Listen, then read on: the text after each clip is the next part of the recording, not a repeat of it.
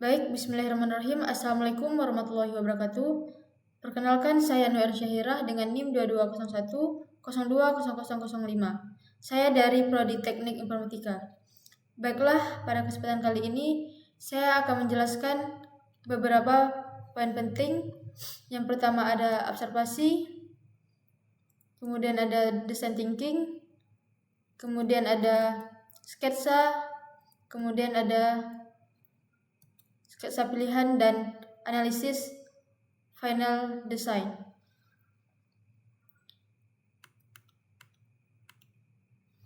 Yang saya lakukan bersama kelompok saya di Senggarang Laut. Baik, untuk yang pertama di sini ada dokumentasi hasil observasi kami. Itu kami lakukan pada Rabu 17 September 2025 lalu. Kami satu kelompok melakukan observasi di sebuah lokasi, yaitu di Senggarang Laut. Ada beberapa objek yang kami temukan dari pasir, laut, batu, sampah, barang elektronik, dan masih banyak objek lainnya yang kami kategorikan sesuai kategori. Misalnya objek pasir, laut, batu, pohon ranting. Pohon itu dijadikan kategori benda alam.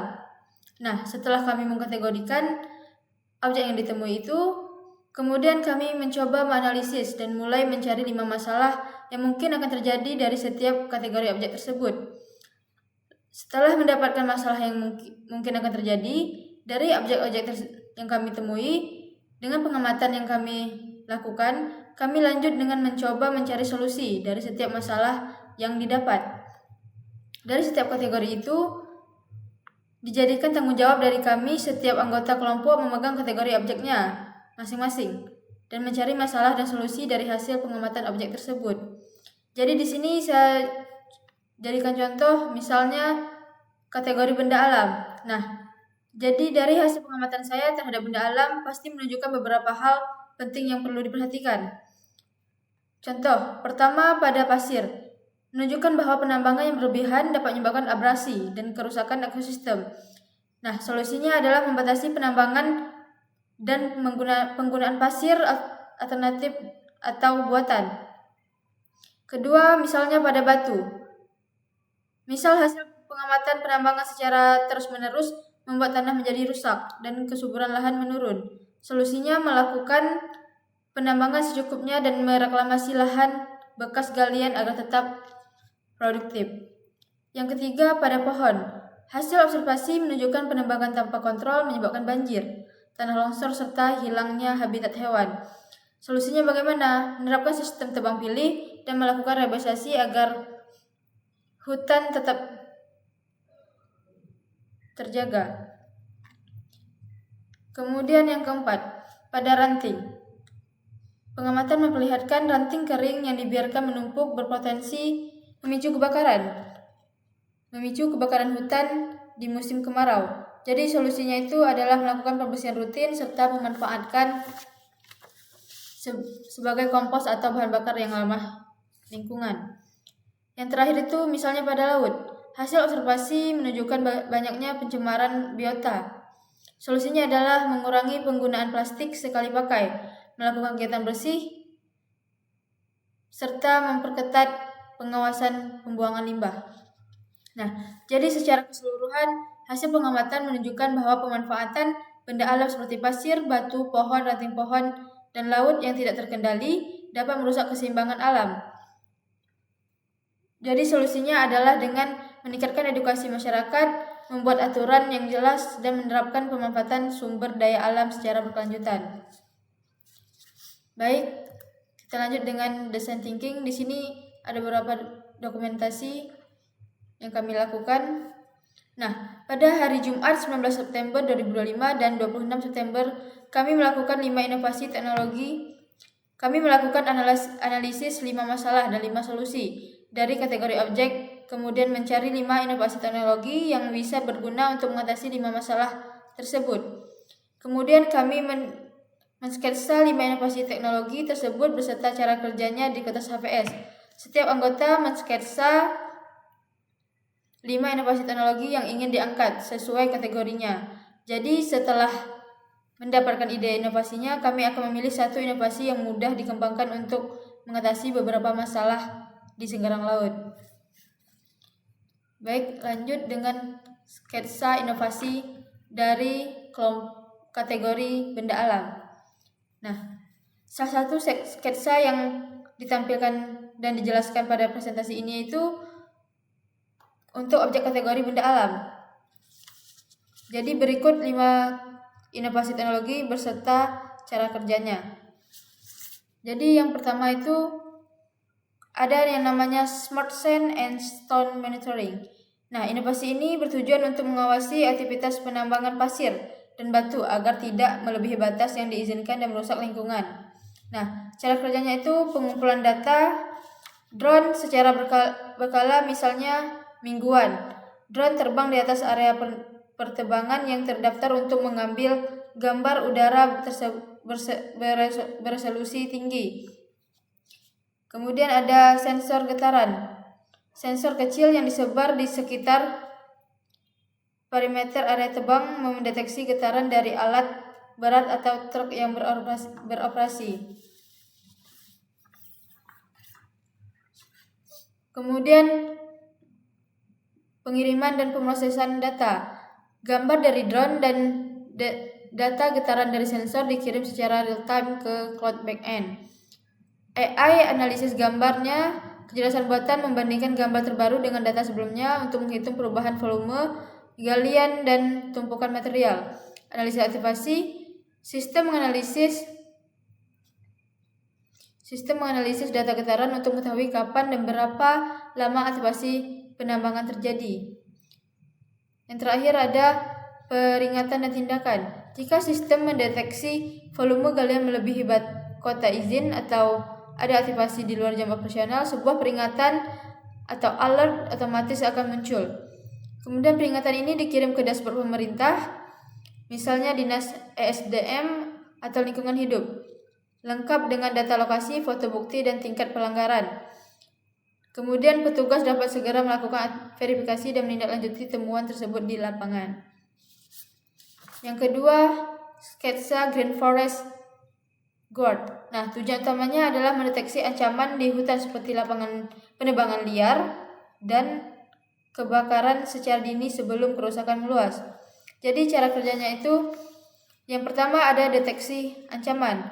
Kamera trap ditempatkan di jalur-jalur tersembunyi. Kamera akan aktif saat mendeteksi gerakan.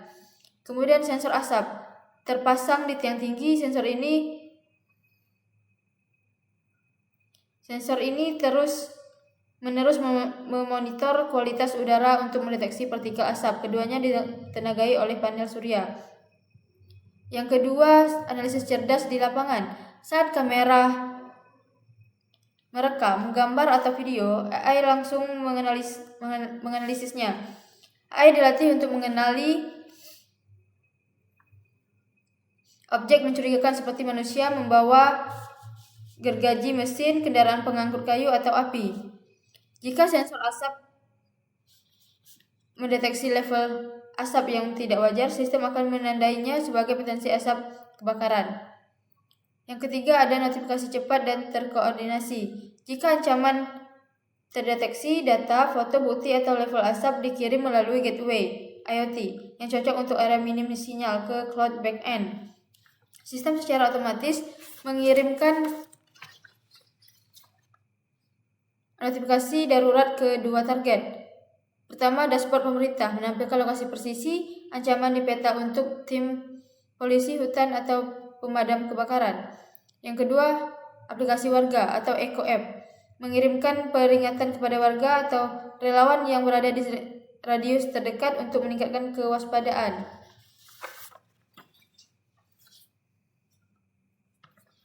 Kemudian inovasi teknologi berikutnya yaitu Smart Brands and Fire Alert. Nah, inovasi ini berfungsi sebagai sistem peringatan dini kebakaran hutan dengan cara mengukur faktor-faktor alam yang menjadi pemicunya. Cara kerjanya, pengukuran kondisi lapangan. Sensor khusus ditempatkan di area rawan kebakaran untuk mengukur dua hal utama, kelembaban ranting dan kelembaban tanah. Nah, data ini digabungkan dengan data cuaca dari stasiun terdekat, suhu udara, kecepatan angin, dan arah hujan terakhir.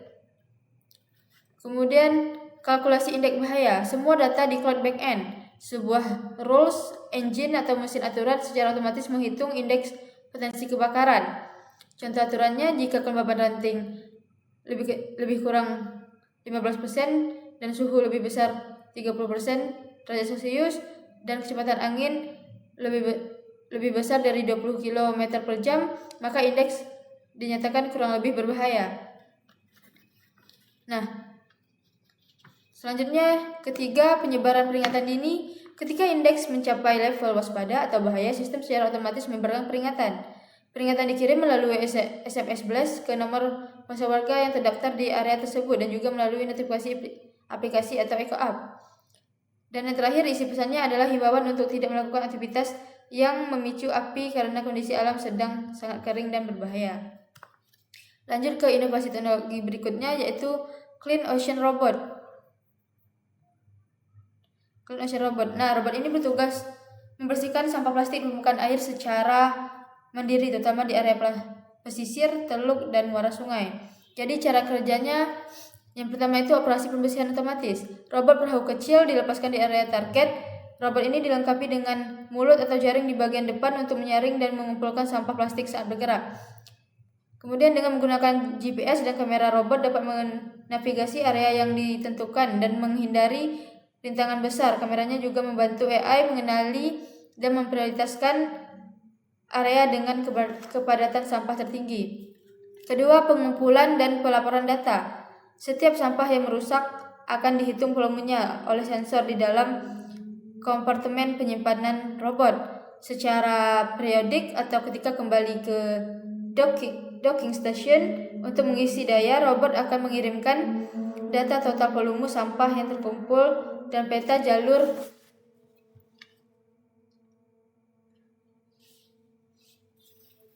pembersihannya ke cloud backend.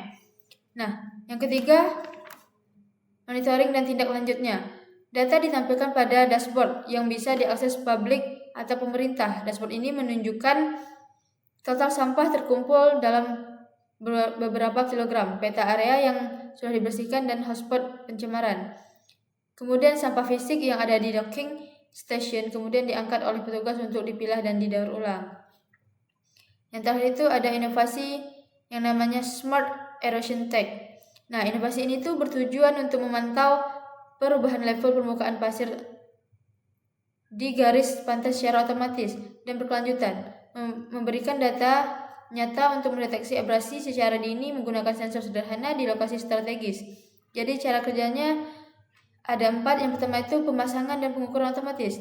Setiap beberapa jam, sensor ultrasonik mengukur ketinggian permukaan pasir di bawahnya. Yang kedua, pengiriman data. Data pengukuran dikirim ke server dan ditampilkan dalam bentuk grafik tren di aplikasi EcoTrack. Yang ketiga, peringatan dini. Jika penurunan level pasir melebihi ambang batas aman, aplikasi secara otomatis mengirimkan notifikasi peringatan. Dan yang terakhir, rekomendasi aksi. Aplikasi memberikan panduan dan mengkoordinasikan kegiatan komunitas untuk menanggulangi abrasi seperti gotong royong dan menanam bakau. Next, kita masuk ke poin sketsa pilihan. Nah, berdasarkan relevansi masalah untuk wilayah pesisir Tanjung Pinang dan tingkat kelayakan teknis untuk sebuah proyek, inovasi yang paling tepat adalah Smart Erosion Tag atau patok cerdas pemantauan abrasi. Alasannya karena inovasi ini secara langsung menjawab masalah nyata dan sangat relevan bagi masyarakat di Kepulauan Riau, yaitu abrasi pantai. Selain itu, teknologinya relatif sederhana, murah, dan sangat mungkin untuk diwujudkan sebagai prototipe oleh mahasiswa karena hanya membutuhkan komponen dasar seperti sensor ultrasonik dan microcontroller. Yang terakhir itu analisis panel design dari sketsa pilihan ini. Nah, yang pertama, apakah mudah diciptakan? Jawabannya itu mudah. Inovasi ini dirancang menggunakan komponen elektronik yang dasar dan banyak tersedia di pasaran seperti microcontroller, ESP32 atau Arduino, dan sensor jarak ultrasonik HC-SR04. Terdapat banyak tutorial, referensi, dan kode sumber terbuka atau open source yang dapat dijadikan panduan sehingga proses perakitan dan pemrograman tidak memerlukan penemuan teknologi baru. Proyek ini tidak melibatkan mekanik yang rumit, sehingga sangat ideal. untuk diimplementasikan oleh mahasiswa atau komunitas dengan pengetahuan dasar elektronika. Kemudian, apakah cheap atau murah? Sangat murah. Total biaya untuk membuat satu prototipe sangat rendah. Estimasi di bawah 500.000. Karena semua komponen utamanya terjangkau. Angka ini membuat inovasi ini sangat memungkinkan didanai oleh dana desa, program sekolah, ataupun secara swadaya oleh komunitas. Yang ketiga, apakah ramah lingkungan? Sangat ramah lingkungan karena ditenagai oleh energi surya yang bersih dan bertujuan langsung untuk konservasi lingkungan dengan memantau kondisi pantai. Jadi keberlanjutannya bersifat ganda, beroperasi tanpa emisi dan berfungsi untuk menjaga kelestarian ekosistem pesisir. Yang keempat, apakah mudah digunakan? Sangat mudah, karena sistem bekerja sepenuhnya otonom. Masyarakat tidak perlu mengoperasikan alat sama sekali. Interaksi mereka hanyalah dalam bentuk menerima notifikasi yang mudah dipahami di aplikasi, sehingga tidak ada hambatan teknis bagi pengguna. Yang terakhir, apakah ekonomis perawatannya? Sangat ekonomis, karena tidak memiliki bagian bergerak sehingga minim risiko kerusakan. Perawatannya hanya membutuhkan pembersihan panel surya secara berkala. Hal ini memastikan perangkat dapat beroperasi dalam jangka waktu yang lama dengan biaya operasional yang mendekati nol. Baik, mungkin itu saja penjelasan dari saya. Saya akhiri dengan wabillahi taufiq wal hidayah. Wassalamualaikum warahmatullahi wabarakatuh.